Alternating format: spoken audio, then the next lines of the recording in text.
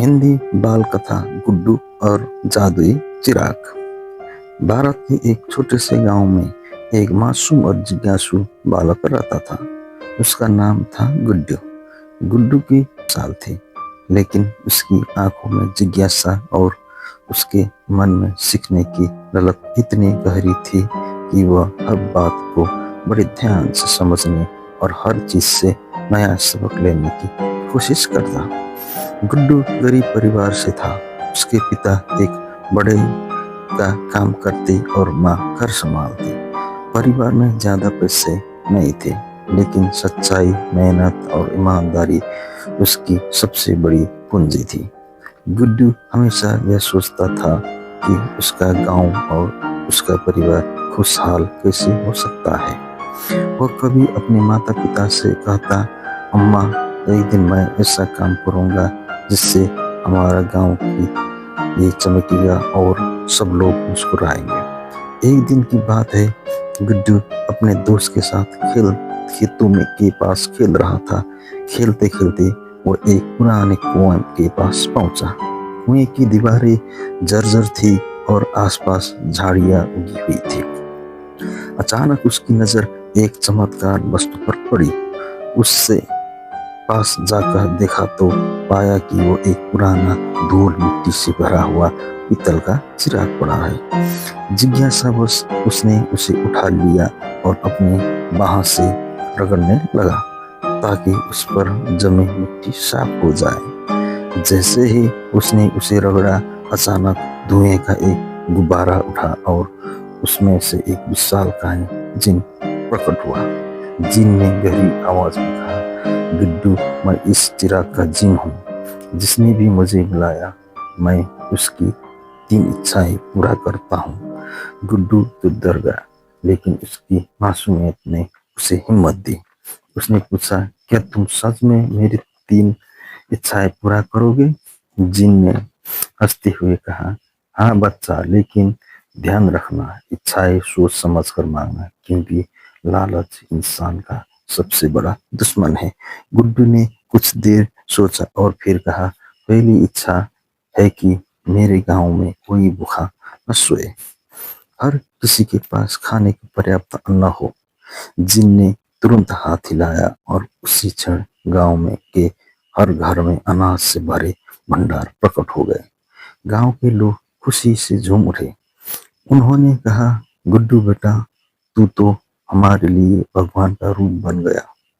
लेकिन गुड्डू जानता था कि यह जिन्न का कमाल है।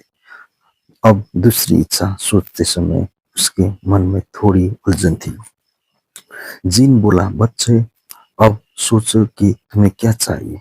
गुड्डू ने कहा, मेरी दूसरी इच्छा यह है कि मेरे गांव के सभी बच्चे पढ़ लिख सके, किसी को पढ़ाई से वंचित न रहना पड़े। जिन ने फिर हाथ हिलाया और अगले ही पल गांव के बीचों बीच एक सुंदर विद्यालय प्रकट हो गया, जिसमें किताबें, पेंसिल, ब्लैकबोर्ड और अच्छे शिक्षक सब मौजूद थे। बच्चों ने खुशी से तालियां बजाई और पढ़ाई शुरू कर दी। गुड्डू की खुशी का ठिकाना न रहा। अब बची थी तीसरी इच्छा। गुड्डू ने सोचा, अब मैं अपने लिए भी कुछ मांग लूं। मैं अगर चाहूं तो सोना चांदी मांग सकता हूँ, महल मांग सकता हूँ, खिलौने का ढेर मांग सकता हूँ। लेकिन तभी उसकी माँ की बात याद आई, जो अक्सर कहती थी, बेटा, इंसान की सबसे बड़ी दौलत धन नहीं, बल्कि अच्छे संस्कार और दूसरों की मदद करने की भावना है। गुड्डू ने जिनको और देखा और कहा, मेरी तीसरी इच्छा यह है कि मेरे दिल में हमेशा दया, सत्य और साहस बने रहे, ताकि मैं जीवन भर अच्छे काम कर सकूं। जिन यह सुनकर बहुत प्रसन्न हुआ और बोला, बच्चे, तूने बहुत समझदारी दिखाई, असली खजाना यही है।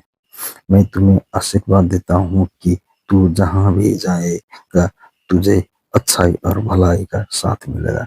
इतना कहकर जिन धुएं में विलीन हो गया और चिराग फिर साधारण हो गया। गुड्डू अपने घर लौटा तो सब लोग उससे मिलने आए। उन्होंने पूछा, क्या तूने जिन से सोना चांदी मांगा? गुड्डू मुस्कुरा कर बोला, नहीं, मैंने अपने गांव के लिए अन्न और शिक्षा मांगी और अपने लिए अच्छे संस्कार। यह सुनकर गांव के लोग भावुक हो गए। उन्होंने कहा, तूने हमें दिखा दिया कि असली धन सोना चांदी नहीं, बल्कि ज्ञान, दया और सत्य है।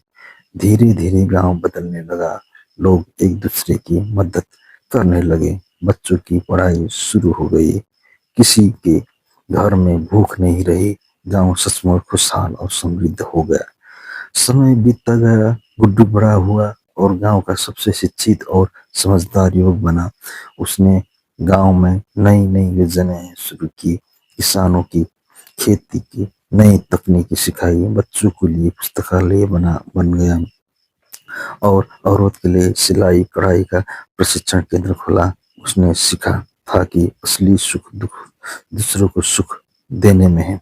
गांव वाले अक्सर कहते हैं, गुड्डू ही हमारा सच्चा नायक है, क्योंकि उसने अपनी इच्छाएं खुद के लिए नहीं बल्कि सबके लिए मांगी।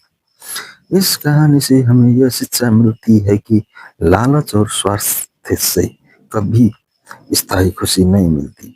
सच्ची खुशी तभी आती है जब हम अपने आसपास के लोगों का भला कर सोचते हैं। दया, शिक्षा और सच्चाई का जीवन का सबसे बड़ा खजाना है। बच्चों के लिए नए नए एजुकेशनल वीडियो देखने के लिए चैनल को सब्सक्राइब करो। Kids, don't forget to subscribe the channel for more videos. Thank you.